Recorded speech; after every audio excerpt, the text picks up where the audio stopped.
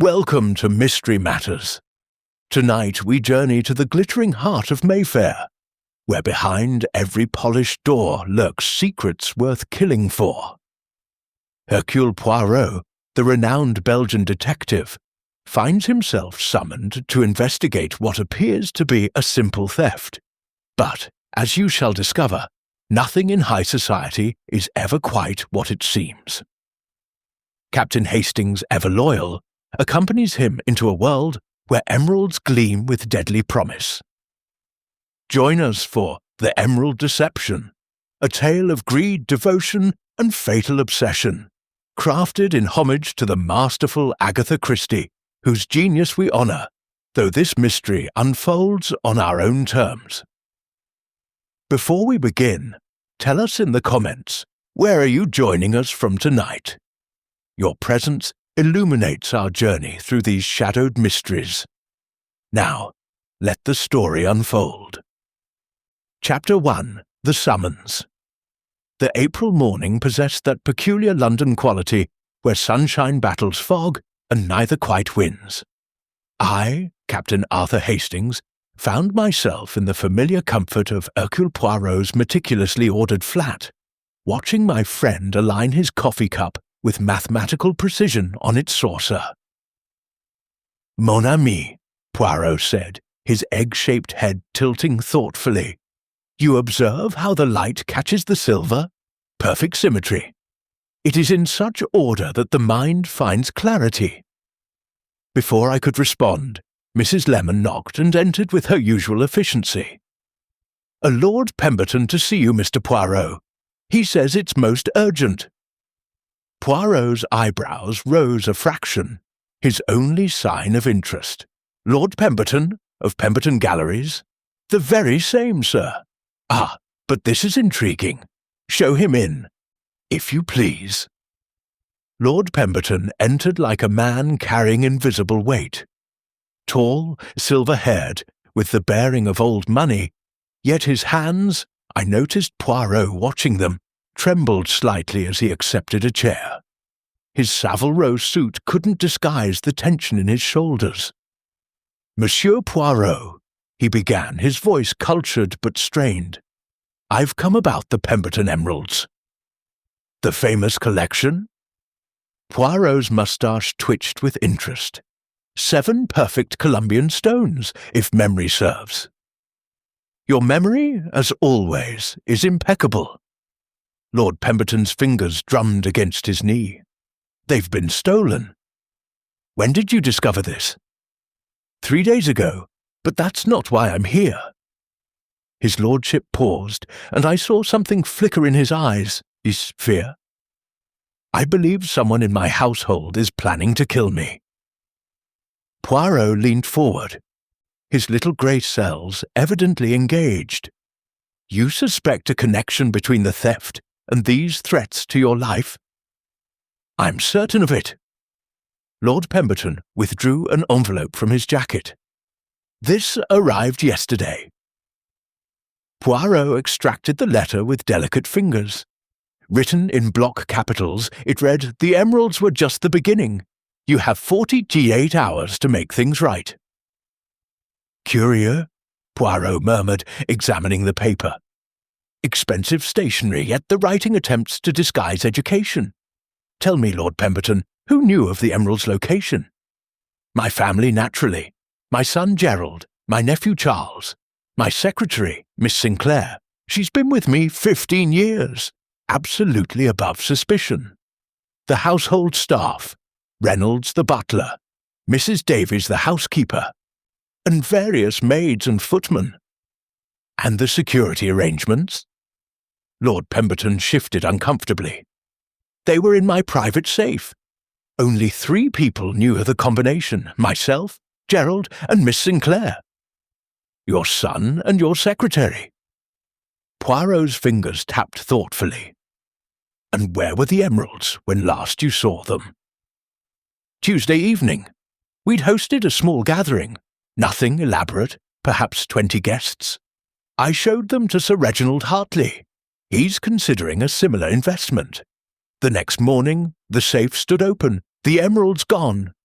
No signs of forced entry. None. That's what makes this so disturbing. It had to be someone who knew the combination. I interjected, "Surely you've contacted Scotland Yard." Lord Pemberton's laugh held bitterness. "Inspector Morrison believes Gerald took them to settle gambling debts. My son had difficulties with money, I admit, but theft, murder. No, Captain Hastings, my son may be weak, but he's not evil." "Every parent believes this," Poirot observed gently, "yet the evidence is circumstantial." Lord Pemberton's composure cracked. "Gerald was at his club until 3 that morning. Multiple witnesses confirmed it." "Then we have an impossible crime, no? The safe opened by someone who knew the combination, yet those who knew it were elsewhere." Poirot rose, straightening his waistcoat. "I will take your case, Lord Pemberton.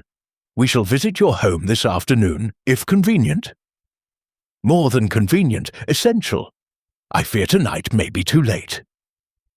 After his lordship departed, I turned to Poirot. "You believe him? I believe he is frightened, mon ami. And fear? It makes men see clearly what comfort obscures." He moved to the window, watching Lord Pemberton's Bentley disappear into traffic. "Tell me, Hastings, what did you observe?" "A worried man with a theft problem and paranoid delusions." "Ah, but you miss the significant detail. His hands, they trembled, but not consistently. Only when discussing the theft, not the death threats. Curious, is it not?" "Perhaps he's more concerned about the emerald's value." "Or perhaps," Poirot said, his eyes gleaming, "Lord Pemberton knows more about this theft than he admits. The question is, does he know he knows it?" That afternoon, we arrived at the Pemberton townhouse in Belgrave Square. The Georgian facade spoke of centuries of wealth, its windows reflecting the weak April sun like watching eyes. Reynolds, the butler, answered our ring with the practised deference of long-time service. "His lordship expects you, gentlemen, if you'll follow me." The entrance hall displayed that particular English combination of understated opulence, marble floors partially covered by Persian runners, portraits of stern ancestors, fresh flowers in Ming vases. Yet something felt wrong. Poirot must have sensed it too, for he paused, his nose twitching. "Lilies," he murmured, "for Easter, one assumes." Reynolds stiffened almost imperceptibly. "Her ladyship always insisted on lilies, sir. His lordship maintains the tradition." "Her ladyship passed when?" 8 years ago this month, sir." "Ah!" Poirot's expression softened. "Grief, it has its rituals, no?" Lord Pemberton received us in his study, a room that breathed leather and tobacco. Miss Sinclair sat at a corner desk, her fingers flying across typewriter keys. She looked up at our entrance, a woman of perhaps 40, pleasant-faced but forgettable, the type who disappeared into wallpaper at social gatherings. "Monsieur Poirot, Captain Hastings." Lord Pemberton gestured to leather chairs. "May I present Miss Sinclair? Margaret has been invaluable through this ordeal." Miss Sinclair coloured slightly. "You're too kind, my lord." Her voice carried a trace of Scottish accent, carefully softened by years in service. "Not at all. You've managed everything brilliantly despite the upheaval." To us, he added, Margaret even dealt with the insurance investigators. Vultures, the lot of them. Poirot's eyebrows rose. The emeralds were insured. For £200,000. Lord Pemberton moved to the safe, concealed behind a constable landscape. "Would you care to examine the scene?" The safe stood open, its door unmarred. Inside, velvet-lined compartments held various documents, but the centre space, clearly designed for the emerald case, gaped empty. "Who opened it the morning of the discovery?" Poirot asked. "I did," Miss Sinclair said quietly. "His lordship asked me to fetch some papers. I found it already open, the emeralds gone." "What time was this?" "8:30, sir. I called for his lordship immediately." Poirot examined the safe with his magnifying glass, humming tunelessly. "No scratches, no forcing. Either the thief knew the combination or—" "Or what?" Lord Pemberton demanded. "Or the safe was left open deliberately." Poirot turned. "Tell me about this gathering you hosted. The usual crowd. Sir Reginald Hartley, as I mentioned. The Weatherbys. The Ashford Smiths. My son Gerald brought that actress he's been seeing, Vivian something. Charles attended with his wife." "And everyone saw the emeralds?" "Those who wished to. I'm not one to hide my treasures away." A knock interrupted us. Reynolds entered. His professional composure cracked. "My lord, forgive the intrusion, but there's been an incident in the wine cellar." Lord Pemberton paled. "What sort of incident?" "Perhaps you should see for yourself, my lord. I've sent Thomas for Dr. Bradley." We followed Reynolds through a doorway behind the main stairs, down stone steps that spoke of the house's Georgian bones. The cellar spread before us, racks of wine stretching into shadow. But our attention fixed on the figure sprawled beside a shattered bottle of what appeared to be vintage port. Gerald Pemberton lay motionless, his evening clothes from the previous night stained with wine and something darker. His face held an expression of profound surprise. Poirot knelt beside him, careful not to disturb the scene. After a moment, he looked up, his face grave. "I fear Dr. Bradley's services will be unnecessary, Lord Pemberton. Your son has been dead for several hours." Chapter 2. Death in the Cellar. Lord Pemberton swayed, his hand gripping the wine rack for support. "Gerald, my God, how?" "That remains to be determined." Poirot rose carefully, his patent leather shoes avoiding the spreading pool of port. "Reynolds, no one must enter this cellar until the police arrive. You have telephoned?" "Not yet, sir. I thought his lordship should do so immediately. Ask for Inspector Morrison, if you please. He is already familiar with the household circumstances." As Reynolds departed, I studied the scene. Gerald Pemberton lay on his back, one arm flung wide, the other clutched to his chest. The shattered bottle had distributed its contents in a dramatic splash pattern across the stone floor. Yet something troubled me. "Poirot," I murmured, "look at his evening clothes. If he was at his club until 3 this morning, why is he here now, still dressed?" "Précisément, Hastings. An excellent observation." Poirot bent again, examining Gerald's collar. "And observe, the bow tie. It is perfectly knotted. A man who has been drinking heavily enough to fall down a cellar stairs, he does not maintain such sartorial precision." Miss Sinclair appeared at the top of the stairs, her face pale. "My lord, shall I— Oh!" Her hand flew to her mouth. Is that Gerald?" "I'm afraid so." Lord Pemberton's voice came out strangled. "Margaret, perhaps you should—" But Miss Sinclair was already descending, her sensible shoes clicking on stone. "We must get him somewhere more dignified. We can't leave him lying there like— Mademoiselle, you must not touch anything." Poirot's tone, while gentle, brooked no argument. "This is a crime scene." "Crime?" She halted mid-step. "But surely it's an accident. Gerald must have come down for wine and slipped. These stairs are treacherous." "Perhaps." Poirot's fingers traced patterns in the air, as if conducting an invisible orchestra. "Yet observe the bottle. Chateau de Chem, 1921. A wine of considerable value, no?" Lord Pemberton nodded numbly. "Nearly £300 a bottle. I was saving it for Gerald's wedding." The irony hung heavy in the cellar air. Poirot continued his examination, producing his magnifying glass to study the broken glass. "Most curious," he murmured. "The bottle, it breaks in a pattern suggesting impact from above, yet Gerald lies as if he fell backward. The physics, they do not align." "You're suggesting someone struck him with the bottle?" I asked. "I suggest only that we observe carefully. The little grey cells, they must process all data before reaching conclusions."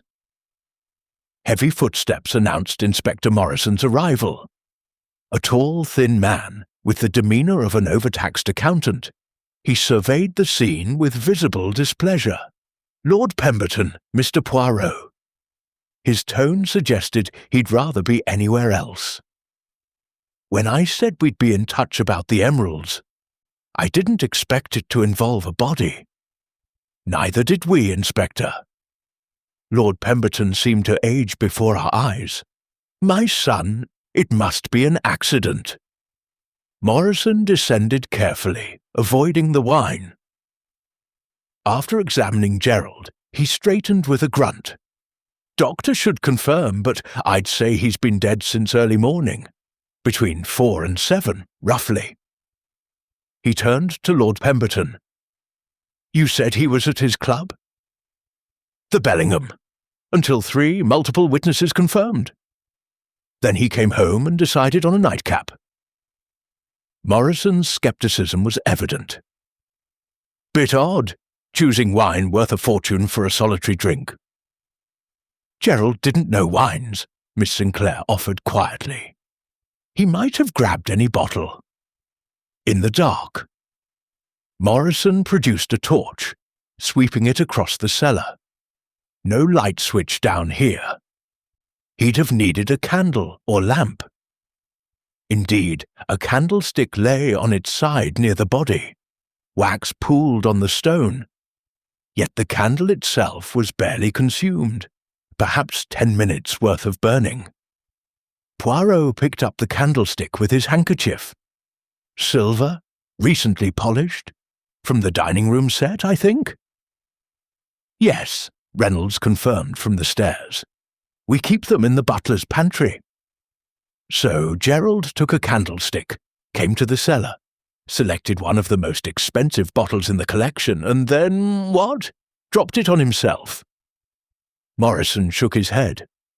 "I'll need to question everyone who was in the house last night and this morning." "That would be myself, Reynolds, Mrs. Davies and 2 maids, Jenny and Rose," Lord Pemberton said. "Miss Sinclair arrives at 8 each morning." "I was early today," Miss Sinclair added. 7:30. I wanted to prepare the insurance documentation before the investigators arrived." Morrison made notes. "And your nephew, Charles?" "He has his own establishment in Kensington. We dined together last evening, but he left by 10. A commotion above interrupted us. A woman's voice, shrill with hysteria. "Where is he? Where's Gerald? I demand to see him." "That would be Miss Vivienne Lacroix," Lord Pemberton said wearily. "Gerald's friend." The actress descended in a cloud of Chanel No. 5 and theatrical grief. Even in distress, she was stunning. Platinum blonde hair, violet eyes, the kind of beauty that commanded stages and broken hearts with equal ease. She pushed past Morrison to kneel beside Gerald's body. "Darling, oh my darling boy!" She turned tear-filled eyes to Lord Pemberton. "This is your fault. You drove him to this with your constant disapproval. Miss Lacroix, control yourself." Lord Pemberton's voice was ice. "This is hardly the time. It's exactly the time." She stood, magnificent in her fury. "You threatened to disinherit him if he married me. You made his life miserable, and now, Mademoiselle," Poirot interrupted smoothly, "when did you last see Gerald?" She blinked, seeming to notice him for the first time. "Last night. We had a terrible row at the club. He said his father had given him an ultimatum. Give me up or lose everything. What time was this quarrel?" Near midnight. I left shortly after." Her perfect lips trembled. "I said horrible things, and now I'll never be able to apologize." "You did not see him after midnight?" "No. I went home alone." She dabbed her eyes with a lace handkerchief that seemed to materialize from nowhere. "Gerald stayed at the club, said he needed to think." Morrison stepped forward. "Miss Lacroix, I'll need your address. We'll want a formal statement." As she provided her details, Poirot drew me aside. "Observe, Hastings, how dry her handkerchief remains despite the copious tears. The actress, she performs even in grief. You think she's lying? I think everyone in this house guards secrets like the wine in this cellar, carefully stored, waiting for the right moment to be uncorked." Dr. Bradley arrived. A competent-looking man who examined Gerald with professional efficiency. His preliminary verdict aligned with Morrison's estimate. Death between 4 and 7 that morning. Cause uncertain pending autopsy. "Could be a head injury from falling," he said, "or possibly something else. The port staining makes it difficult to determine if there's blood. I'll know more after a proper examination." As Gerald's body was removed, Lord Pemberton turned to Poirot. "This changes everything, doesn't it? The emeralds, the threats, my son is dead, and I don't understand any of it." "Courage, mon ami. The truth she hides, but not forever. Tell me, who inherits Gerald's portion of your estate?" "It reverts to me, and then to Charles, as my only remaining heir." Lord Pemberton's face darkened. "Surely you don't suspect Charles? He adored Gerald despite their differences." "I suspect everyone and no one," Poirot replied enigmatically. "Now I should like to examine Gerald's room, if you permit." Gerald's quarters occupied the second floor's east wing, a bachelor's paradise of expensive disorder. Cigarette cases, racing forms, and IOUs littered the surfaces. Miss Sinclair followed us, ostensibly to help, but watching Poirot with unusual intensity. "Gerald was troubled about money," she volunteered, "more than his lordship knew." "Oh, and you knew this how?" She flushed. "I manage his lordship's correspondence. Gerald often wrote asking for advances on his allowance. The debts were substantial." Poirot opened a desk drawer, revealing a stack of unpaid bills. £30,000 to various creditors. Mon Dieu, the young man lived expensively. "He had expensive tastes," Miss Sinclair said softly, "especially in women." Something in her tone caught my attention. For just a moment, her plain face showed an expression I couldn't quite place. Jealousy? Contempt? But it vanished so quickly I wondered if I'd imagined it. Poirot discovered something else. A letter, partially burned in the fireplace grate. Only fragments remained legible. "Cannot continue. The emeralds are by Thursday or else." "Blackmail," I suggested. "Possibly. Or perhaps young Gerald was more involved with the theft than his father believed." Poirot pocketed the fragment carefully. "Miss Sinclair, who else had access to this room?" "The maids for cleaning. Otherwise, Gerald kept it locked. He was particular about privacy." "Yet someone attempted to burn this letter recently." "The ashes, they are still fresh." Before she could respond, Reynolds appeared. "Begging your pardon, but Inspector Morrison requests everyone gather in the drawing room. He wishes to question the staff." As we descended, I noticed Poirot examining the banister with particular attention. "What is it?" "Observe, mon ami. Here and here. Fresh scratches in the wood, as if something heavy was dragged along it. Gerald's body. The scratches go upward, not down. Most peculiar, no?" The drawing-room held an assembly of nervous faces. The household staff stood in a line like soldiers awaiting inspection. Morrison paced before them, his notebook at ready.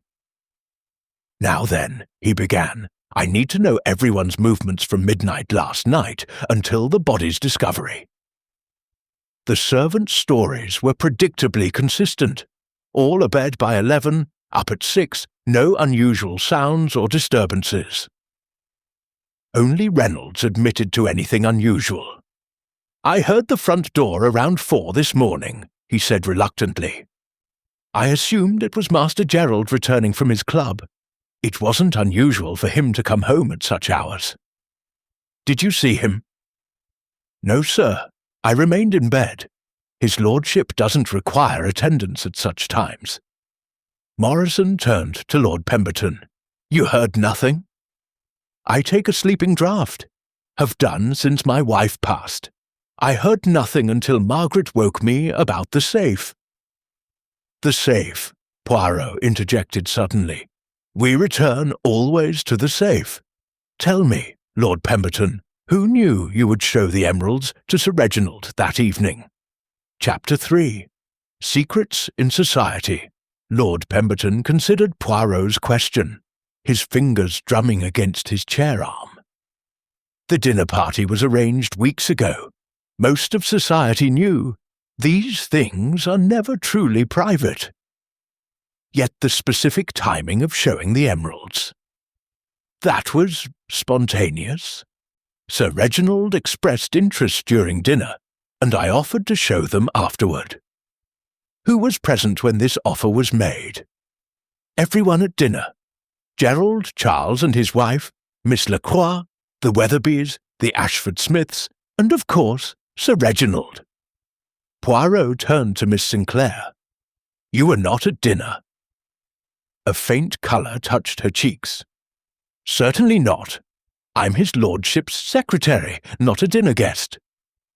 "But you were in the house?" "In my office, completing correspondence. I often work late when his lordship entertains." "And you saw nothing unusual?" She hesitated.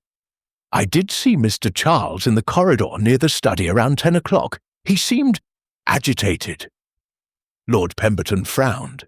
"Charles said he left by 10. Perhaps I was mistaken about the time," Miss Sinclair said quickly.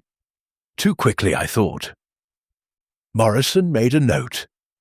"I'll need to speak with Mr. Charles Pemberton immediately. He should be at his flat." Lord Pemberton provided the address.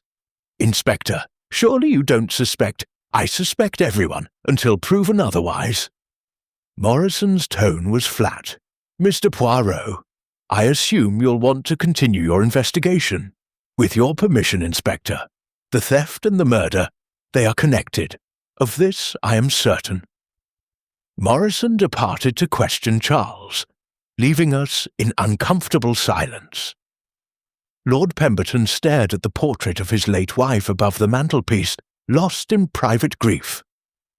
Miss Sinclair returned to her typewriter, though her fingers remained still on the keys. "Mademoiselle," Poirot said gently, "you have served this family for 15 years. You must have observed much. I've learned to see only what's necessary for my work. Yet you noticed Mr. Charles in the corridor. What made this memorable?" Her hands tightened on the keys. "He was coming from the direction of his lordship's study. It seemed odd, as everyone else was in the drawing-room." "Did he see you?" "No, I was in the shadows by the service stairs." "You often lurk in shadows?" Poirot's tone was mild, but his eyes were sharp. "I don't lurk. I simply prefer not to intrude on family moments." Before Poirot could respond, Reynolds entered. "Sir Reginald Hartley has called, my lord. He insists on speaking with you urgently." "Send him in," Lord Pemberton said wearily. Sir Reginald burst in like a man pursued. A portly gentleman with magnificent whiskers, he was breathing heavily, his usually florid face pale. "Pemberton, thank God! I've just heard about Gerald. Terrible business. But I must speak with you privately about the emeralds. Anything you have to say can be said before Monsieur Poirot. I've engaged him to investigate." Sir Reginald's eyes darted nervously. "Very well. The truth is, I saw them that night, the emeralds. And I noticed something peculiar. One of the stones. It seemed different from the others." Lord Pemberton stiffened. "Different how?" "The colour was slightly off. I deal in precious stones, as you know. I'd swear that one emerald was synthetic. A very good fake, but fake nonetheless." The silence that followed was deafening. Finally, Lord Pemberton spoke, his voice barely above a whisper. "That's impossible. Those emeralds have been in my family for generations." "When were they last professionally evaluated?" Poirot asked. 5 years ago, for insurance purposes. They were all genuine then. Then someone, at some point, substituted one stone." Poirot's moustache twitched. "Tell me, who has had access to the safe in those 5 years?" "Myself, Gerald and Margaret. No one else." I saw Miss Sinclair's face drain of colour, but she said nothing. Sir Reginald shifted uncomfortably. "There's more. After I left your dinner party, I was followed. A young man in evening dress. I thought nothing of it until I heard about Gerald's death. The man following me. I believe it was him." "Gerald followed you?" Lord Pemberton's voice cracked. "Why would he—" "Perhaps," Poirot suggested quietly. "He feared you had noticed the substitution." "You're suggesting my son stole from his own family?" "I suggest only possibilities. Miss Sinclair, you managed the insurance documentation. Did you notice anything unusual about the emeralds recently?" She shook her head quickly. "I only handled paperwork. I rarely saw the actual stones." "Yet you have the combination to the safe." "For documents, yes. But I would never—" She stopped, her composure cracking. "How dare you suggest—" "I suggest nothing, mademoiselle. I merely observe that 3 people had access. One is dead, one is the victim of theft, and one is you."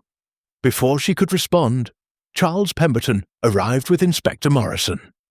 Where Gerald had been fair and dissolute-looking, Charles was dark and sharp-featured, with the hungry look of a man who'd always been second best. "Uncle, this is absurd," he began without preamble. "Morrison's been interrogating me as if I'm a common criminal." "Sit down, Charles," Lord Pemberton said tiredly. "Where were you at 4 this morning?" "In bed with my wife, as I told the inspector." "Your wife confirms this?" Poirot asked. Charles flushed. "She takes laudanum for her nerves. She wouldn't have woken if the house fell down." "Convenient," Morrison muttered. "Now see here, Mr. Charles," Poirot interrupted. "Miss Sinclair saw you near the study at 10 o'clock, yet you claim to have left earlier." Charles glared at the secretary. "I returned briefly. I'd forgotten my cigarette case." "You did not mention this before. It didn't seem important. In a murder investigation, everything is important." Poirot rose, beginning his characteristic pacing. "Let us reconstruct the evening. The dinner party proceeds normally until Sir Reginald expresses interest in the emeralds. Lord Pemberton shows them in the study. Sir Reginald notices one stone is fake. Gerald, perhaps aware of this, follows Sir Reginald when he leaves. Meanwhile, Mr. Charles returns for his cigarette case, or so he claims. Miss Sinclair works late, observing from shadows. By morning, the emeralds are gone, and Gerald is dead." "But that doesn't tell us who took them," I pointed out. "Patience, mon ami. The little grey cells, they require time." Poirot turned to Lord Pemberton. "The threatening letter. May I see it again?" Lord Pemberton produced the letter. Poirot studied it intently, then held it to the light. "Voilà! Observe the watermark. This paper comes from Smithson of Bond Street. Very expensive, very exclusive. Who in your household uses such stationery? We all do, Lord Pemberton said. I have an account there. But this particular weight, this colour, it is not your usual choice, I think. Miss Sinclair spoke quietly. That's the paper her ladyship preferred. We still have boxes of it. And who would know to use it? Anyone familiar with the household? Poirot nodded slowly. The murderer. They know this house intimately, every detail, every routine. He turned suddenly to Reynolds. The wine cellar. Who selects the wines for dinner parties? I do, sir, with his lordship's approval. And did you go to the cellar last night? Yes, sir, to select wines for this evening's dinner. What time? Around 11, after the guests departed. Did you notice anything unusual? Reynolds hesitated. Now that you mention it, sir, one of the racks was slightly displaced, as if someone had moved it and tried to put it back. Poirot's eyes gleamed. Show me. We descended once more to the cellar, now marked with police chalk. Reynolds led us to a rack near where Gerald's body had been found. Indeed, it stood slightly askew from its neighbours. Poirot examined the floor behind it carefully, then gave an exclamation of satisfaction. Hastings, your torch, if you please. The beam revealed a small door, previously hidden by the wine rack. Where does this lead? Poirot asked. Lord Pemberton looked stunned. I had no idea it existed. It's the old coal chute, Reynolds said slowly, from when the house used coal heating. It's been sealed for decades. But when Poirot tried the door, it opened smoothly on recently oiled hinges. Beyond lay a narrow passage, dust disturbed by recent footprints. Fascinant, Poirot murmured. Our murderer knows secrets, even the owner does not. He entered the passage, we following. It led to a grating that opened into the mews behind the house. The lock had been cut. So someone could enter and leave unseen, Morrison said. That expands our suspect list considerably. Or, Poirot suggested, it provides an alibi for someone supposedly in the house. We returned to find the drawing-room in commotion. Vivienne Lacroix had returned, accompanied by a severe-looking man in legal attire. Lord Pemberton, the man said, I'm James Whitfield, Miss Lacroix's solicitor. My client has something important to reveal. Vivienne, dressed now in mourning black that only enhanced her beauty, pulled a document from her handbag. Gerald and I were married, she announced. 3 days ago, by special license. The room erupted. Lord Pemberton went white, Charles purple, and Miss Sinclair dropped her teacup with a crash. Impossible, Lord Pemberton gasped. Entirely possible and entirely legal, Whitfield said smoothly, which makes Mrs. Pemberton, née Lacroix, Gerald's legal widow and heir to his portion of the estate. This is fraud, Charles sputtered. Uncle, you can't allow. The marriage is valid, Whitfield continued. Witnessed and registered. Gerald wanted to present it properly, but given the circumstances. Poirot studied the certificate carefully. Why keep this marriage secret? Vivienne's violet eyes filled with convenient tears. Gerald wanted to reconcile his father to the idea gradually. He knew Lord Pemberton would be furious. Furious enough to kill? Morrison asked bluntly. Lord Pemberton's face went from white to red. How dare you? A valid question, Poirot interjected. A secret marriage, a theft, a murder, all within days. The timing is not coincidental.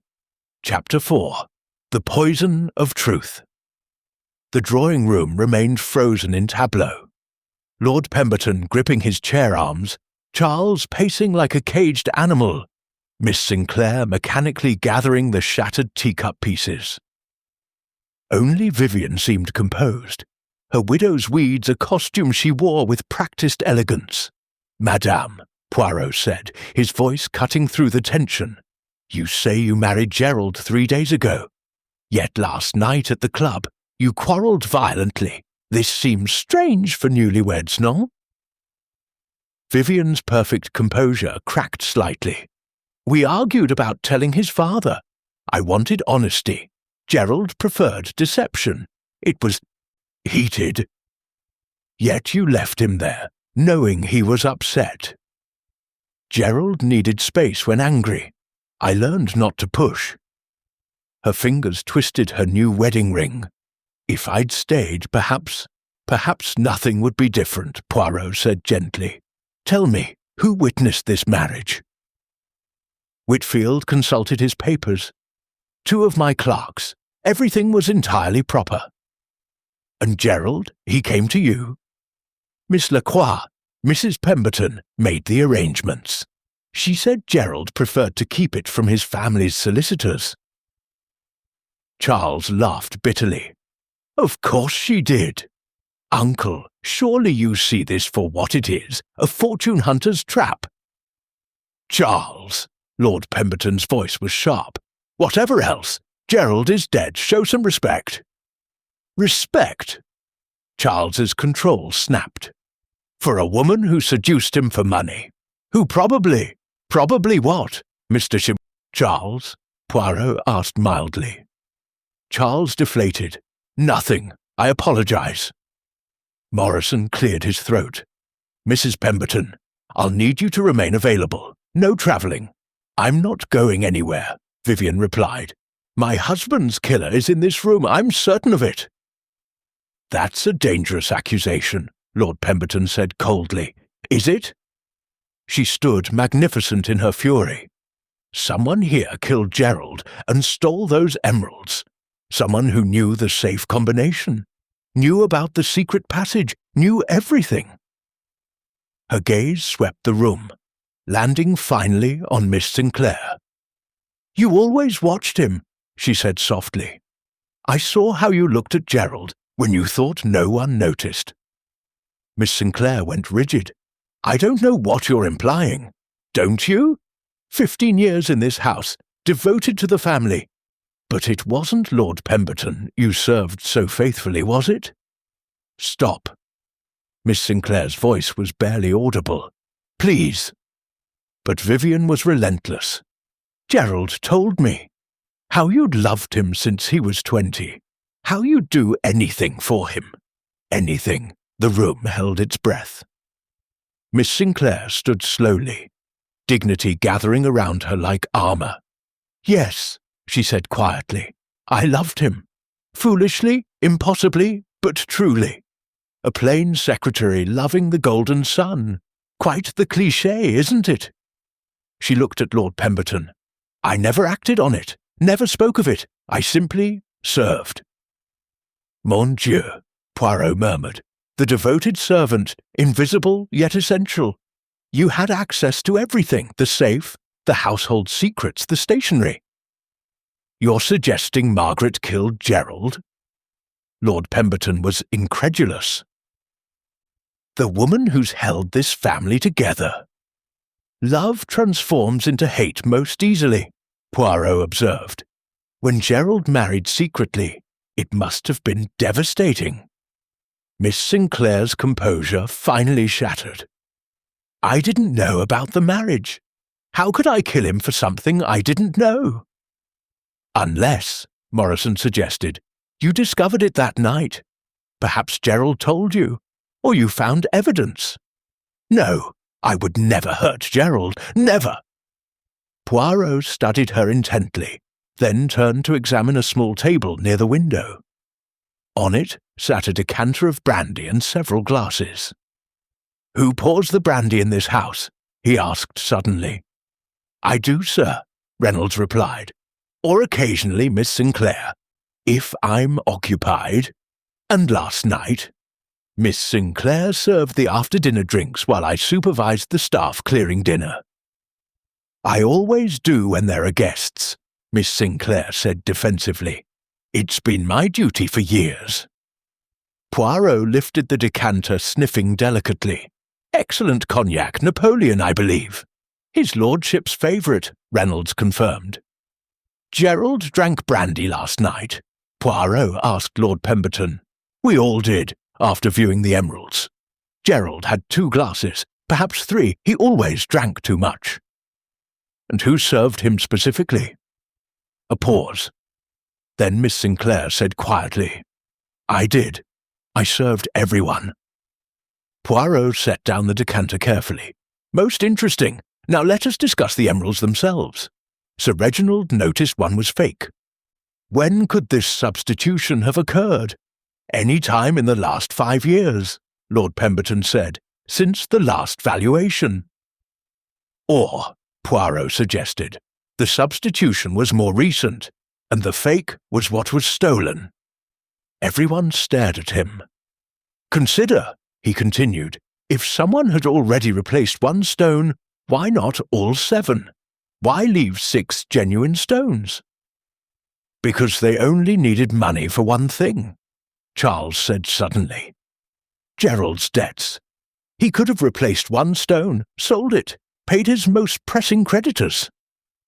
£30,000? Lord Pemberton shook his head. 1 stone wouldn't cover that. But it would buy time, Poirot said. Time to find another solution. Perhaps marriage to a wealthy woman? Vivian stood abruptly. How dare you suggest— Madame, I suggest only that Gerald was desperate. A desperate man takes desperate measures. Dr. Bradley arrived, interrupting the discussion. His face was grim. Lord Pemberton, Inspector Morrison, I need to speak with you privately. Whatever you have to say affects everyone here, Lord Pemberton said. Please, speak freely. Bradley hesitated, then nodded. Gerald didn't die from the fall. He was poisoned. The room erupted in gasps. Morrison stepped forward. Poisoned? You're certain? Absolutely. Digitalis, a massive dose. It would have caused heart failure within an hour of ingestion. Digitalis, Poirot mused. From foxglove, a common garden plant, yet deadly in concentration. His symptoms would have been noticeable, Bradley continued. Nausea, confusion, visual disturbances. He would have known something was wrong. Which explains why he went to the wine cellar, I suggested, perhaps seeking something to counteract the symptoms. Possibly, Poirot agreed. Or meeting someone. Doctor, can you determine when the poison was administered? Based on the body's condition and the progression of the poisoning, I'd estimate between 2 and 4 in the morning. After he returned from the club, Morrison noted. So someone here poisoned him. Or, Poirot suggested, he was poisoned before he left and returned here to die. Lord Pemberton sank into his chair. This is madness. Who would poison my son? Someone with access to digitalis, Morrison said. Lord Pemberton, does anyone in the household have heart medication? My wife did, Lord Pemberton said slowly, before she passed. But surely those medications were disposed of years ago. Miss Sinclair spoke up. Actually, my lord, some of her ladyship's things remain in the medicine cabinet. I've been meaning to clear them out, but you kept them as remembrances, Poirot finished gently. Understandable. Yet it means the poison was available to anyone familiar with the household. This is intolerable, Charles burst out. We're talking in circles while Gerald's killer sits among us. Precisely why we must be methodical, Poirot replied. Now let us establish movements. Gerald left his club at 3. Reynolds heard the door at 4. Between those times, someone administered poison. He could have been poisoned at the club, Vivian suggested quickly. In his drinks there. The timing doesn't fit, Bradley said. The dose was massive. Symptoms would have appeared within 30 minutes. Then he was poisoned here, Morrison concluded, after arriving home. Poirot moved to the window, gazing out at the garden. "Tell me, the foxglove in the garden, it blooms now?" "Yes," Miss Sinclair replied. "Her ladyship loved purple foxglove. We maintain her garden exactly as she left it. And anyone could access it. The garden gate is never locked." Poirot turned back to the room. "So we have poison available in two forms: old medication and fresh plants. Either could have been used." Morrison was making rapid notes. "I'll need to search everyone's rooms, question the staff again. Someone saw or heard something." "Perhaps," Poirot said. "Someone already told us, but we didn't understand." He walked to the portrait of Lady Pemberton. She had been beautiful, with Gerald's fair colouring and gentle eyes. "Your wife died 8 years ago," he said to Lord Pemberton. "Of what cause?" "Heart failure. She'd been ill for months." "Under whose care?" "Dr. Harrington, our family physician. He retired shortly after." "And who nursed her?" "We had a nurse, but Margaret, Miss Sinclair, she insisted on helping. She was devoted to my wife." "As she was devoted to your son," Poirot observed. Miss Sinclair stood straighter. "Lady Pemberton was kind to me. Kinder than anyone had ever been. I couldn't do enough for her. And when she died, I stayed. Lord Pemberton needed managing. Gerald needed someone who understood him." "You became indispensable." "I became useful. There's a difference." Poirot nodded slowly. "Indeed there is. Now, the threatening letter Lord Pemberton received. The emeralds were just the beginning. You have 48 hours to make things right." "What needs to be made right?" Lord Pemberton shook his head helplessly. "I don't know. Business dealings, family matters. I've wronged no one knowingly." "Perhaps the wrong was not yours, but your son's," Poirot suggested. "Or perhaps it goes back further. 8 years, perhaps." "What are you suggesting?" Lord Pemberton's voice was sharp. "I suggest only that in this house the past is not past. It lingers like the scent of lilies, like the foxglove in the garden, like the medicines in the cabinet." Jenny, one of the maids, appeared in the doorway trembling. "Begging pardon, my lord, but Inspector Morrison asked me to search Mr. Gerald's room again, and I found this." She held out a small vial, nearly empty. Bradley took it, examining the label. "Digitalis. This is from the household medicine cabinet." Morrison turned to Miss Sinclair. "You said you were going to clear these out. Who else knew they were still there?" "Everyone," she replied steadily. "It wasn't a secret." "But you had the easiest access," Morrison pressed. "Inspector," Poirot intervened, "observe the vial. The label is faded but legible. Yet see here, a thumbprint in what appears to be port wine." Indeed, a reddish stain marked the label. "Gerald had port on his hands when he died," Morrison noted, suggesting he handled this vial in the cellar. "But why would he poison himself?" "Unless," Poirot said quietly, "he didn't know it was poison." Chapter 5. The Grey Cells. Awakened Poirot held the vial to the light, his egg-shaped head tilted in concentration. "This vial tells a story, mes amis. But not, perhaps, the story we expect." "What do you mean?" Morrison demanded.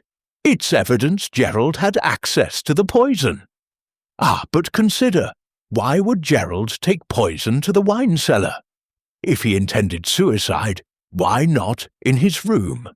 If he was meeting someone, why bring evidence of murder?" "Perhaps he was confronting his killer," I suggested, showing them he knew about the poison. "Possible, mon ami. Yet observe the vial's condition. Old, dusty, except where recently handled. This suggests it was taken from the medicine cabinet very recently, perhaps last night." Charles had been pacing, but now he stopped. You're suggesting someone else took it and planted it on Gerald? I suggest we examine all possibilities. Miss Sinclair, you mentioned clearing out Lady Pemberton's medicines.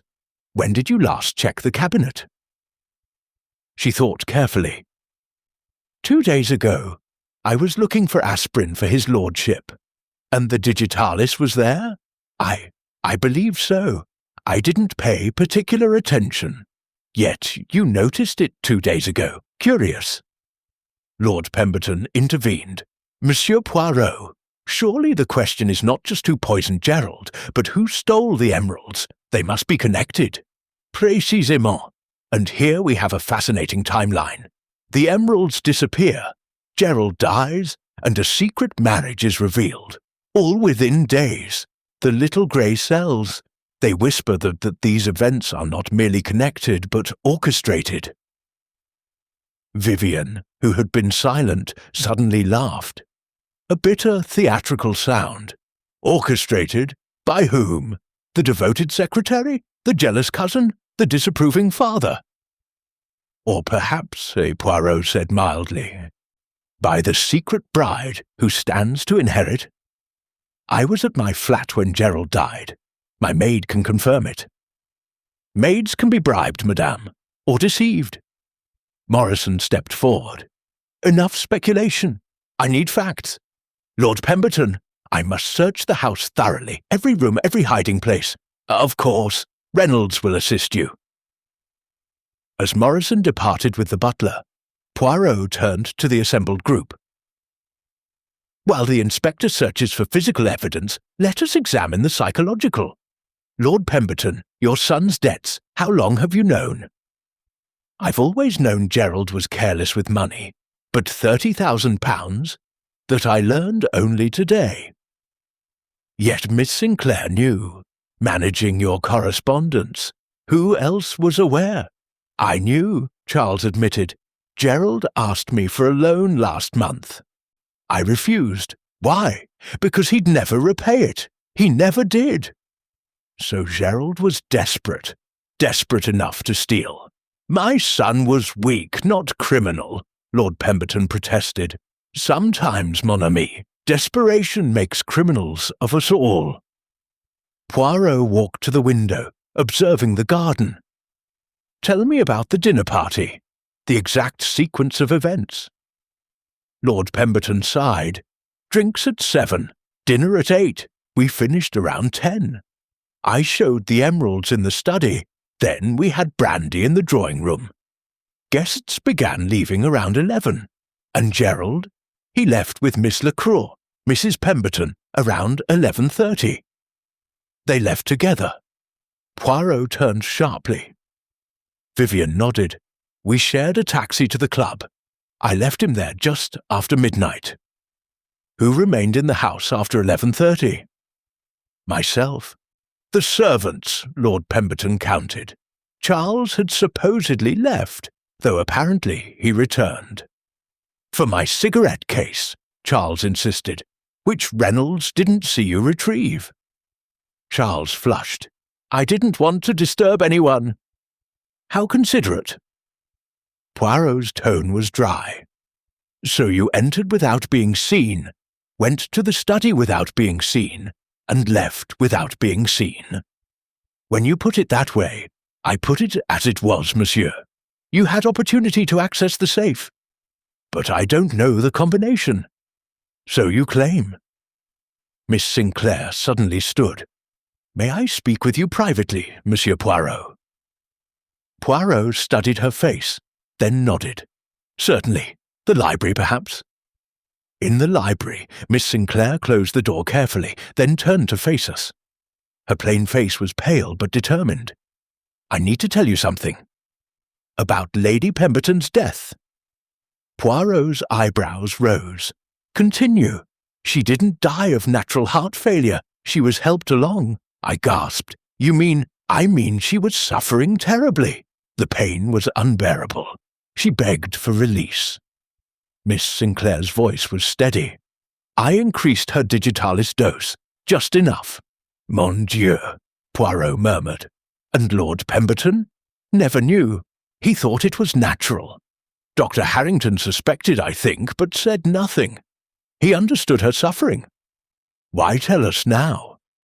Because someone else knows. That threatening letter, make things right. I think it refers to her ladyship's death.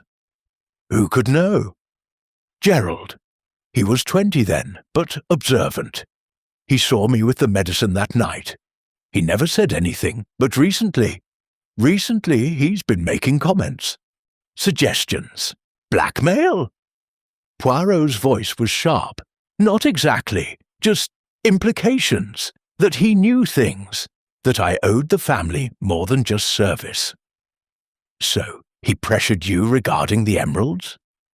She nodded miserably. He said I could help him just once, that I could leave the safe open, claim I'd found it that way. No one would suspect me after 15 years of loyal service. But you refused? I couldn't betray Lord Pemberton, not after everything. Yet someone did open that safe. Yes, but not me. She met his eyes directly. I swear it.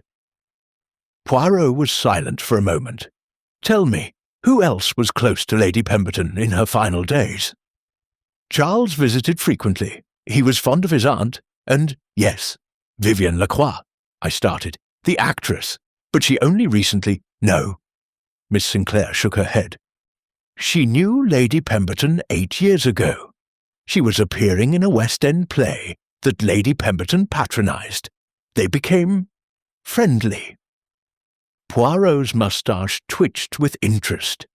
And Gerald was infatuated even then. But Lady Pemberton discouraged it. She said Vivienne was unsuitable. Most fascinating. So Vivienne's connection to this family is not new but old. And Lady Pemberton opposed her. Strongly. She told Gerald she'd rather see him dead than married to an actress.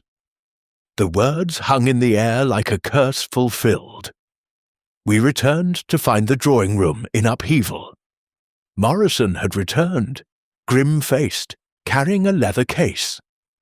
Found this hidden in the wine cellar, behind a loose stone, he announced. Inside, the Pemberton Emeralds, all 7, including the fake. Lord Pemberton gasped. In my own cellar. But who— More importantly, Poirot interjected, why hide them there? If the thief meant to sell them, why not remove them from the house? Unless, Morrison suggested, the thief was interrupted. By murder, perhaps. Or, Poirot said, the theft was never about money. He took the case, examining each emerald carefully. Beautiful stones. A fortune in jewels, hidden behind wine racks, where a body would later fall. The symbolism is almost poetic. Poetic? Charles scoffed. It's madness. Perhaps. Or perhaps it's justice, at least in someone's mind. Poirot turned to Vivienne. Madame, you knew Lady Pemberton years ago. Vivienne's composure cracked. How did you— She stopped, gathering herself. Yes, we were acquainted. More than acquainted, I think. Friends? Briefly. Until she learned of my feelings for Gerald. And then she destroyed my career. Vivienne's voice turned bitter. Whispered in the right ears. Withdrew patronage. I lost my West End role, my reputation. I had to leave London entirely. Yet you returned. 3 years ago. I thought enough time had passed. I was wrong. Gerald recognized me immediately. And fell in love again? He'd never stopped. Nor had I. Her violet eyes glistened. We tried to stay apart, but love, true love, it persists despite everything. Lord Pemberton stood slowly. You knew my wife. You never said, would you have welcomed me if you'd known? Lady Pemberton poisoned you against me long ago. She protected her son. She destroyed 2 lives out of snobbery. Enough, Poirot commanded. We approach the truth now. Lord Pemberton, the night your wife died, where were you? At my club. I couldn't bear to watch her suffering. And Gerald? At home, I believe, with Margaret and the nurse. And Charles? I was there, Charles said quietly. Aunt Eleanor asked me to come. She wanted to say goodbye. What time did she die? Near midnight, Miss Sinclair replied, very peacefully. After you increased her medication. The room went silent. Lord Pemberton stared at his secretary. Margaret, what is he saying? She was suffering, my lord. The pain was unbearable. I helped her find peace. Lord Pemberton's face went white, then red. You killed my wife. I ended her agony. There's a difference. Murder is murder. Is it? Poirot asked quietly. Or is it mercy? The question has plagued philosophers for centuries. But tonight, we have a different question. Did Lady Pemberton's death 8 years ago lead to Gerald's death now? He walked to the portrait again, studying Lady Pemberton's painted eyes. She opposed Gerald's marriage to Vivian. She died. Years pass. Gerald and Vivian reunite, marry secretly. Gerald dies. The pattern, it is suggestive, no? You're saying I killed them both? Vivian laughed incredulously.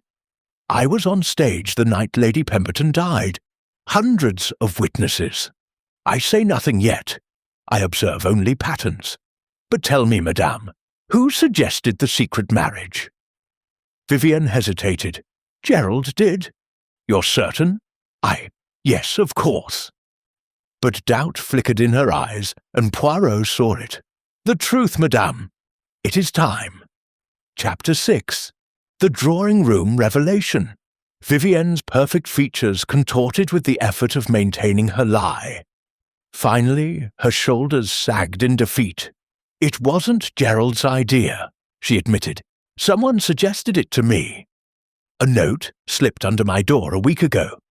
It said if I wanted to secure my future with Gerald, I should marry immediately, secretly. This note, do you still have it? Poirot asked. I burned it. It seemed the prudent thing. Most convenient. Can you recall the exact words? If you truly love Gerald, marry him before it's too late. His father plans to act. Use Whitfield on Chancery Lane. Tell no one. Poirot's eyes gleamed. Specific instructions. Someone wanted this marriage to happen quickly, secretly. Someone who knew Lord Pemberton's intentions. I never planned to disinherit Gerald, Lord Pemberton protested. Perhaps not. But someone wanted it to appear you might. Poirot turned to Miss Sinclair. You handle his lordship's correspondence. Did he write anything that could be misinterpreted? She flushed. There was a letter to the family solicitor about updating his will, but it was about charitable bequests, nothing to do with Gerald. Yet someone could have seen it and drawn conclusions. Anyone in the household could have seen it. I don't lock my office. Morrison had been taking notes furiously. So someone manipulated the marriage, stole the emeralds, and poisoned Gerald, all in the span of a few days.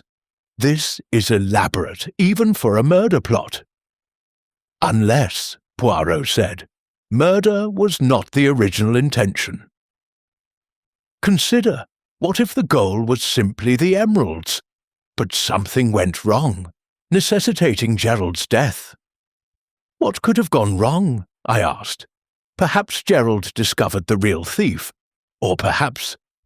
Poirot paused, his fingers drumming against his waistcoat. Perhaps Gerald was never meant to drink the poison at all. Everyone stared at him. Explain, Morrison demanded. The brandy, mes amis. Remember, Miss Sinclair served brandy to everyone after dinner. What if the poison was meant for someone else? What if Gerald drank from the wrong glass? Lord Pemberton went pale. You mean I was the target? It is possible. You are the one who received threats. You are the one who stood between Gerald and his inheritance. Or so someone might believe. But the letter came after the emeralds were stolen, Charles pointed out. Did it? We have only Lord Pemberton's word about when he received it. You're calling me a liar? Lord Pemberton's voice was dangerous. I'm examining possibilities. The little grey cells, they insist on considering every angle. Miss Sinclair suddenly gasped. The brandy glasses! I remember now. Gerald took his father's glass by mistake. Lord Pemberton prefers his brandy in a particular snifter, the one with the gold rim. Gerald took it, and his lordship said nothing, just used another glass. Mon Dieu, Poirot breathed. So if the poison was in that specific glass, then I should be dead, not my son. Lord Pemberton's voice was hollow. But who served that particular glass? Morrison asked. All eyes turned to Miss Sinclair. I did, but I didn't poison it. Why would I kill Lord Pemberton? He's been nothing but kind to me. Unless, Vivian said slowly, you thought killing him would free Gerald. With his father dead, Gerald inherits everything. No more debts, no more disapproval. And with me out of the picture, as you assumed I would be, perhaps you thought, that's absurd. Miss Sinclair's control finally shattered completely. Yes, I loved Gerald. Yes, I would have done anything for him, but not murder. Never murder. Yet you already committed one murder, Charles said coldly. My aunt, you admitted it. That was mercy. That was practice, Charles interrupted. You learned how much digitalis it takes. You kept the medication. You had everything you needed. Poirot raised his hand for silence. We spiral into accusations without proof. Let us return to facts. The emeralds were hidden in the cellar. Who knew about the loose stone? Reynolds, who had been silent, spoke up. I knew, sir. It's been loose for years. I've been meaning to have it repaired. Who else? The wine merchant who delivers. He commented on it last month. And, he hesitated, continue. Master Gerald knew. He hid things there as a boy, cigarettes mainly, things his mother wouldn't approve of. So Gerald knew the hiding place. Yet the emeralds were found there after his death. Either he hid them, or his killer did. Which seems more likely. The killer, Morrison said, to frame him posthumously. Perhaps. But consider another possibility. What if Gerald did steal them, but not for money? Then why? Lord Pemberton demanded. For love, Poirot said simply, or rather, for the appearance of love. He began to pace, his usual habit when the little grey cells were most active. Let us reconstruct. Gerald receives pressure about his debts. Someone, we know not who, replaces one emerald with a fake. Gerald, desperate, decides to stage a theft of all 7 stones. He hides them in his childhood hiding place, intending to discover them later and be the hero. But someone knows his plan. Who could know? I asked. Someone who watched him constantly. Someone who knew his habits, his hiding places, his desperation. Poirot's gaze swept the room. Someone who loved him enough to help, or to stop him. Miss Sinclair stood abruptly. I need air. You will remain, Morrison commanded. No one leaves until this is solved. Then solve it, she cried. Stop dancing around accusations and prove something. Very well, Poirot said. I will prove that the murderer stands among us, and that Gerald's death, while tragic, was never the intention. He moved to the centre of the room, commanding attention like an actor on stage. The tragedy begins 8 years ago. Lady Pemberton lies dying, in agony. Miss Sinclair, devoted to her employer, increases the digitalis dose to ease her passing. A mercy, witnessed by few, suspected by fewer. But someone saw, someone understood, someone remembered. His gaze moved to Charles. You were there that night, monsieur. You saw Miss Sinclair with the medicine. I saw nothing criminal, Charles said stiffly. No, Yet recently you've had financial troubles of your own now. Your import business struggles. You need capital. That's not a crime. No, but it is a motive. You knew about Miss Sinclair's mercy killing. You could use it as leverage. You're saying I blackmailed her? I'm saying you had the knowledge and the need. But let us continue. Someone sends Vivian an anonymous note urging her to marry Gerald quickly. Who benefits from this marriage? I do, Vivian said defiantly. Obviously. Do you? A secret marriage to a man deep in debt? No, madame. Someone else benefits. Someone who needs Gerald to have a wife who might be blamed if something goes wrong. Understanding dawned in Vivian's eyes. I was being set up. Precisely. The perfect suspect. The actress wife with a grudge against the family. Who better to blame for theft and murder? But who would do that? Lord Pemberton asked. Poirot turned to him. Someone who loved this family more than life itself. Someone who had already killed for it once. All eyes turned to Miss Sinclair. You think she began. I think, mademoiselle, that you saw Gerald destroying himself and his father with his debts and deceptions. You knew about the fake emerald. Perhaps you even helped him replace it, thinking one small theft would solve everything. But Gerald wanted more. He planned to steal all 7. That's speculation, Morrison objected. Then let me be specific. Miss Sinclair, you sent the note to Vivienne. Your typewriter at the office, it has a distinctive E that strikes slightly high. The same defect would appear in the anonymous note, I think. Miss Sinclair said nothing. You wanted Gerald married to Vivian because you knew Lord Pemberton would be furious.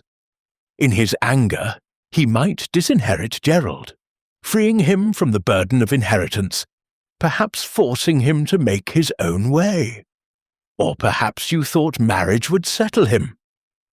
Either way, you acted from love. If I loved him, why would I kill him? She whispered. But you didn't mean to kill him, did you? The poison was for Lord Pemberton. Lord Pemberton gasped. Margaret! Not to kill mon ami. Just enough to make him ill. Enough to frighten him into reconciling with Gerald, perhaps. You had done it before. A small dose of digitalis mimics heart problems. Lady Pemberton's heart condition 8 years ago. Was it real, or did you create it? Miss Sinclair's face crumbled. She was cruel to Gerald, always criticizing, always demanding more. I just wanted her to be weak enough that he could be free of her expectations. But the doses accumulated. She developed a real heart condition. And eventually, I had to end her suffering. It was my fault she was dying. The least I could do was make it peaceful. Mon Dieu, Lord Pemberton breathed. You poisoned my wife slowly, over time. I never meant for it to go so far. I just wanted Gerald to be happy. And history repeated, Poirot continued. You put digitalis in Lord Pemberton's brandy, just enough to frighten, you thought. But Gerald took the wrong glass, and he had been drinking heavily. The alcohol intensified the poison's effects. I tried to stop him, Miss Sinclair sobbed. When I saw him take the wrong glass, I tried to say something, but there were too many people. I thought it wouldn't matter. The dose was so small. But Gerald's heart was weak from years of excess. What wouldn't kill a healthy man killed him. When did you realize? Morrison asked. When he didn't come down to breakfast. I went to his room, but he wasn't there. I searched the house and found him in the cellar. He was already dead. So you staged the scene, Poirot said. Broke the wine bottle to make it look like an accident. But you made mistakes. The pattern of the break, the position of the body, they didn't align. And the emeralds? Morrison demanded. Miss Sinclair wiped her eyes. I knew they were there. I saw Gerald hide them 3 nights ago. I was going to put them back after Lord Pemberton fell ill, make it seem like Gerald had reconsidered. Instead, she broke down completely. Instead, you became a murderer, Morrison said grimly. Margaret Sinclair, I'm arresting you for the murder of Gerald Pemberton. Wait, Poirot said. There is more. Chapter 7. The Final Truth. Morrison paused, handcuffs dangling from his fingers. More? What more could there be? Poirot raised a finger, his moustache twitching with the satisfaction of a master revealing his final trick. Miss Sinclair has confessed to poisoning Lord Pemberton's brandy, accidentally killing Gerald. She has admitted to slowly poisoning Lady Pemberton years ago, but there remains one question unanswered. He turned to face the room, his little grey cells humming with energy. Who replaced the emerald with a fake? Miss Sinclair looked up, tears still streaming. I assumed Gerald. No, Gerald was desperate for money, oui. But to replace one stone requires access to a skilled forger of gems. Gerald had debts, not connections. He moved in society, not the underworld. Then who? Lord Pemberton demanded. Poirot walked slowly toward Charles Pemberton, who stood rigid by the fireplace. Monsieur Charles, your import business. It deals in antiques, objets d'art, occasionally, I think, items of questionable provenance. Charles's face went pale. I don't know what you're implying. I imply nothing. I state fact. 6 months ago, you were investigated by customs officials for suspected smuggling. The case was dropped for lack of evidence, but during that investigation, you made contact with certain artisans, craftsmen who can replicate anything for a price. This is outrageous speculation, is it? Poirot produced a folded paper from his pocket. Before coming here today, I made inquiries. A gem forger in Hatton Garden recalls a commission 6 months ago. A single Colombian emerald, perfect in every detail. The client paid cash and left no name, but the forger remembers his distinctive gold signet ring. Poirot pointed to Charles's hand. The ring you wear now, monsieur, with the Pemberton crest. Charles's hand instinctively covered the ring. Many people have similar rings, but few have your debts. Poirot turned to Lord Pemberton. Your nephew's business has been failing for 2 years. He needed capital desperately. One emerald, sold discreetly, would solve his problems without anyone noticing, if he replaced it with a perfect fake. Charles, Lord Pemberton's voice was hollow, you stole from me. It wasn't stealing, Charles exploded. It was borrowing. You have 7 stones worth a fortune, while I struggled to keep my business alive. I was going to replace it. I just needed time. So, you did make the substitution, Morrison said. 1 stone, just 1. I never touched the others. But Gerald discovered your theft, Poirot continued. How, I wonder? Charles slumped into a chair. He overheard me on the telephone, negotiating the sale, threatened to tell Uncle unless I helped him steal the rest. Ah, so Gerald did plan to steal all 7. He was going to frame me. Said if we were caught, he'd claim I'd done it all. I'd lose everything, my reputation, my freedom. And he'd walk away clean, the prodigal son forgiven again. So you had motive to kill him, Morrison observed. I didn't kill him. I wanted to, God knows, but I didn't have the nerve. Poirot nodded slowly. I believe you, monsieur. You are a thief, but not a murderer. The timing of the poison proves it. Miss Sinclair prepared the brandy before anyone knew of Gerald's blackmail scheme. Then why reveal this now? I asked. Because, mon ami, we must understand the full picture. This tragedy has multiple authors, each playing their part without knowing the other's roles. He began to pace, gesturing as he spoke. First, Charles replaces one emerald 6 months ago. Second, Gerald discovers this and begins blackmailing Charles. Third, Miss Sinclair, aware of Gerald's growing desperation, attempts to frighten Lord Pemberton into reconciling with his son. Fourth, someone sends Vivian a note urging secret marriage, creating the perfect scapegoat. "But who sent the note?" Vivian demanded, "if not Miss Sinclair?" Poirot stopped pacing. "That, madame, is the final piece." He walked to the writing desk where Miss Sinclair's typewriter sat. Pulling a sheet of paper from beside it, he fed it into the machine and typed several letters. "Observe, the E on this machine strikes high, as I mentioned. But—" he produced another paper, the threatening letter Lord Pemberton had received. "This letter was typed on a different machine.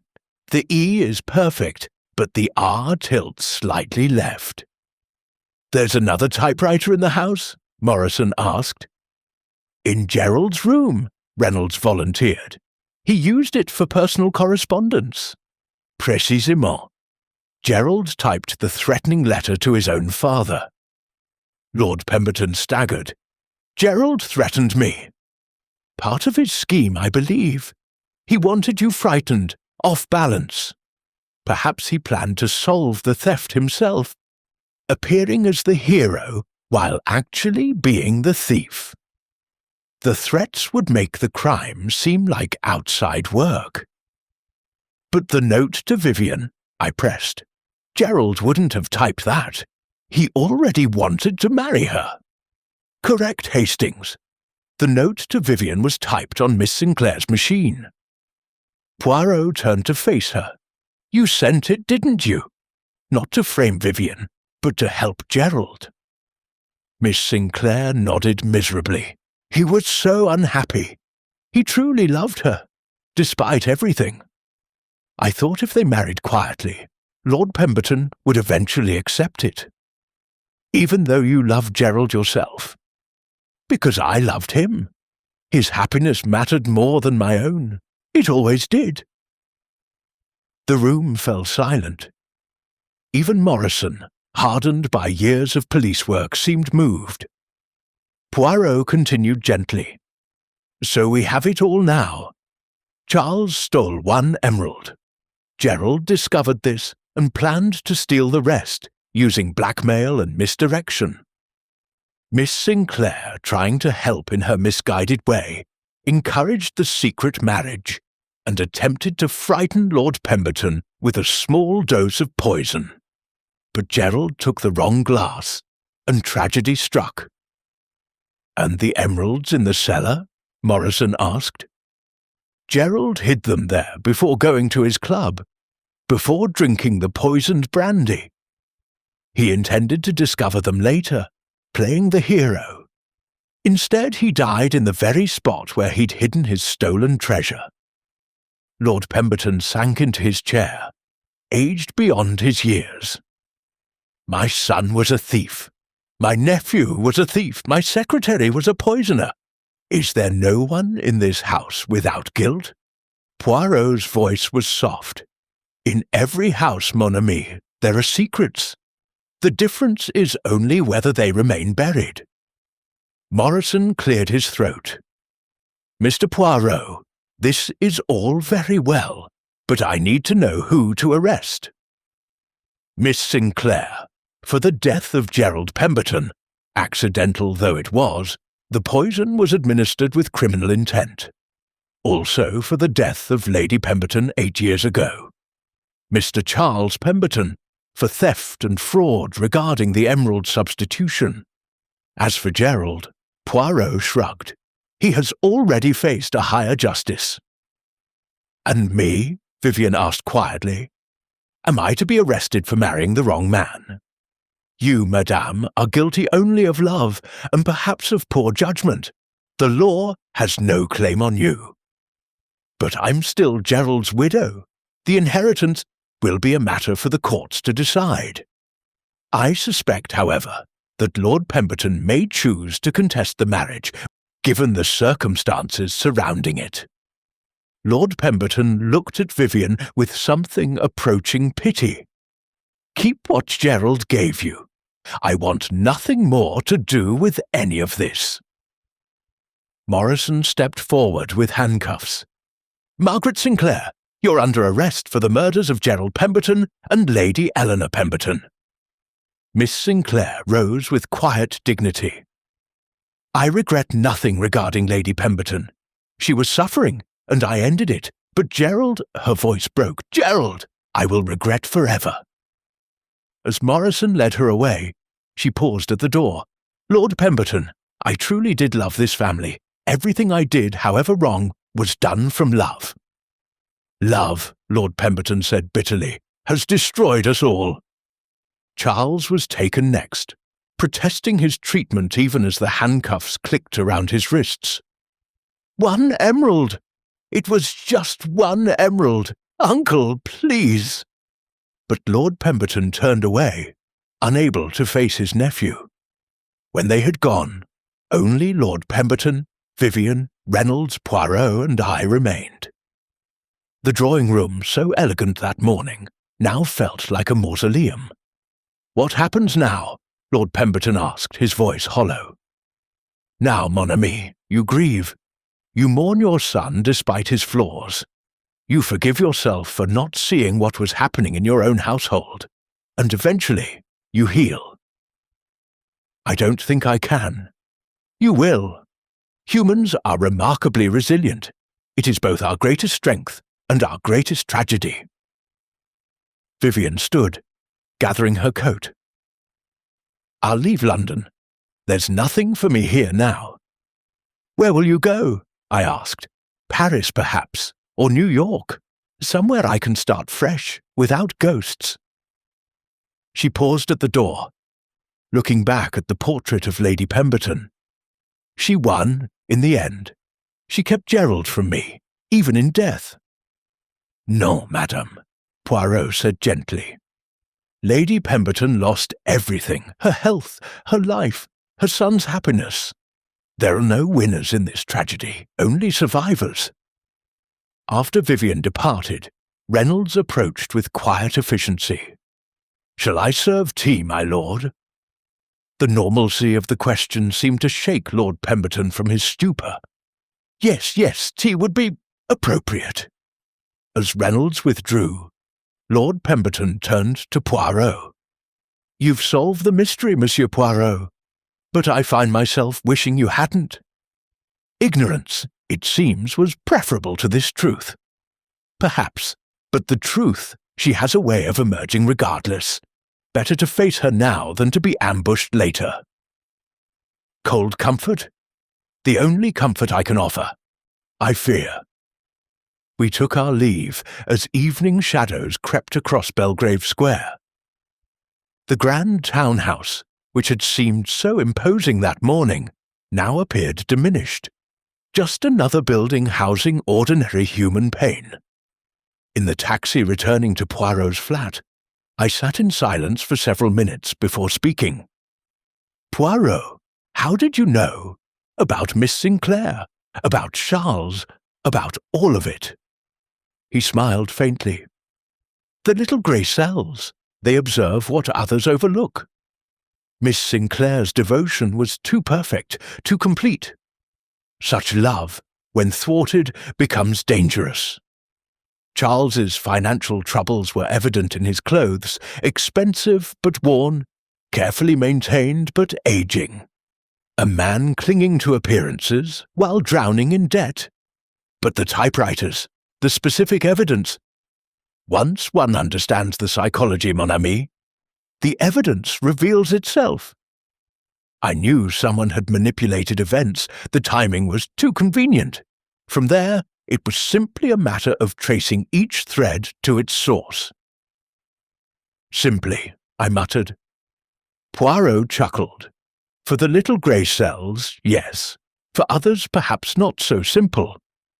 What will happen to Miss Sinclair? She will stand trial. For Gerald's death, she may receive some mercy. It was unintentional, after all. For Lady Pemberton. He shook his head. That was premeditated, even if the final act was merciful. The law is not kind to those who take life into their own hands. And Charles? A few years in prison, I expect. Enough to ruin him socially, but not enough to break him entirely.